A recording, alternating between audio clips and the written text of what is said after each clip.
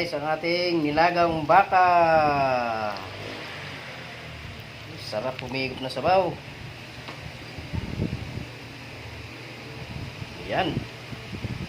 Yan yung may litid-litid guys na baka. Yan yung paborito ko sa lahat. Hindi puro laman. Kailangan meron siyang litid-litid. Ayan, thank you for watching guys. So paano, kakain na tayo.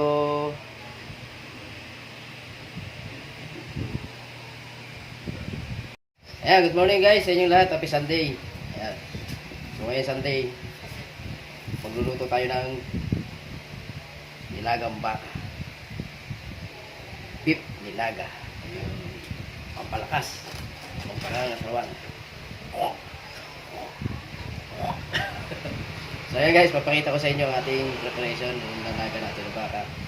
Pero bago ang lahat guys, binabati ko muna kayo ng magandang umaga. Maganda pa kayo sa umaga at mga gwapo pa kayo sa umaga.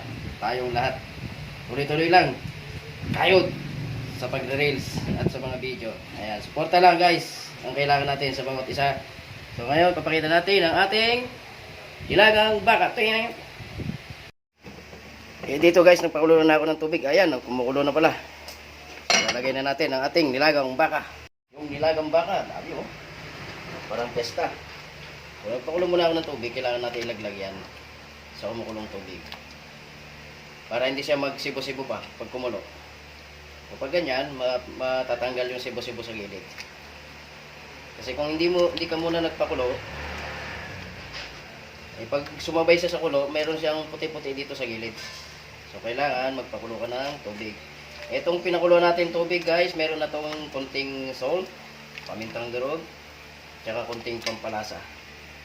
Sakto-sakto sa malamig na krema. Ayan. Pakuluin muna natin. Takpan muna natin yan guys. Alright. Bingo. Siyempre guys, ito yung mga gulay ng nilagang baka. Mayroon tayong mais, patatas, petsay at saka repolyo. Siyempre ang ating sibuyas. Medyo nanginginig pa ang aking kamay. At ang pamintang buo. Check natin ang ating nilalagang baka. Ayan o. Naninilaw. Ayan guys. Nakikita nyo ba guys? Oh, wala yung namumuong puti-puti dito sa gilid niya. Pag nagpapakulo tayo ng karne. Nakakatulong yun kasi kailangan mo munang magpakulo ng tubig bago mo ibagsak yung mismong karne ng baka o karne ng baboy. Ganyan din yan. Yung latak-latak na sinasabi. Ayan, pakuluin muna natin ang pakuluin hanggang sa lumambot. Tapos ilalagay natin ang ating gulay. Check natin guys. So ayan.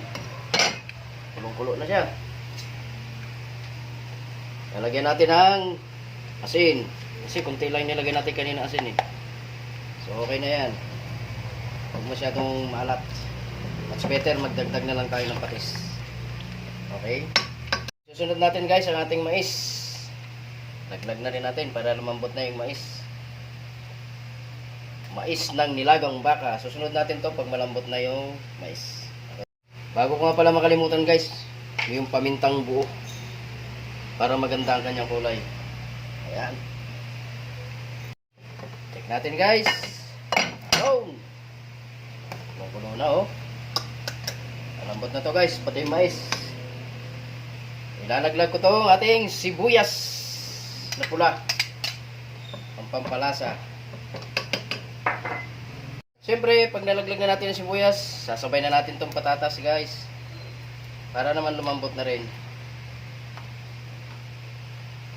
Ayan, takpan muna natin. Pakuluin natin ng mga 2 minutes. Check natin guys kung malambot na ang ating patatas.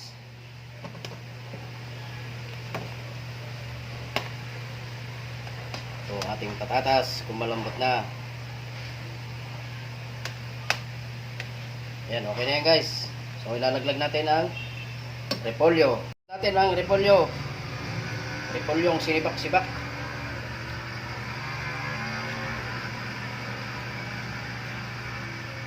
Unahin ko muna tong tangkay guys ng petsay, sasabay ko na. Takpan lang natin saglit, pakuloyin natin. Tapos ilalaglag natin tong dahon. Check natin ulit.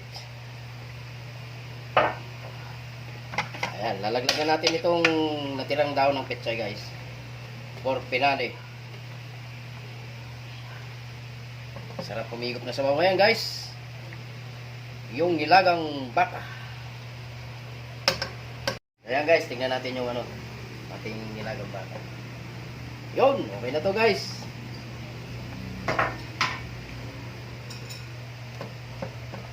Ayan oh. Sarap, humigop ng sabaw. Titikman lang natin to guys ha. Kung masarap ang ating nilaga. Sakto na sa lasa. Ito na. Bakang baka guys. So magpi-plate tayo. Tara, papakita ko sa inyo. Ang ating nilagang baka. Yan ang pechay. Mais. Puro baka oh, sarap. Yo! May litid-litid guys, ito masarap. Guys, ang ating nilagang baka. Sarap humigop na sabaw. Yan. Yan yung may litid-litid guys na baka. Yan yung paborito ko sa lahat. Hindi puro laman. Kailangan meron siyang litid-litid. Ayan, thank you for watching guys. So paano, kakain na tayo.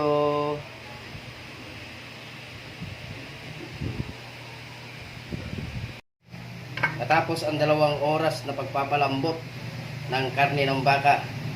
Finally, luto na natin. Ito, ang sabaw. Yan ang ating menu ngayong umaga ng linggo guys.